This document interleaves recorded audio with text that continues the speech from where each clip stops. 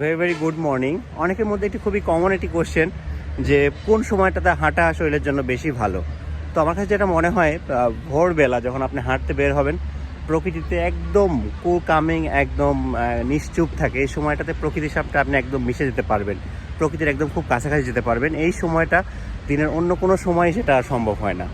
আর এর পাশাপাশি সকালবেলা ঘুম থেকে উঠেই যদি আপনি হাঁটতে বের হন, সারা রাত না খেয়ে থাকার পরে একটা ফাস্টিং অবস্থায় থাকেন, এতে শরীরের মেটাবলিজম বেড়ে যায় এবং ওয়েট লুজিংয়ের খুব বেশি হেল্পফুল হয়। এর ফলে ডায়াবেটিস, প্রেশার যাদের রুগীরা আছেন তাদের জন্য সেটা কন্ট্রোল করা খুব বেশি সহজ হয়ে যায়।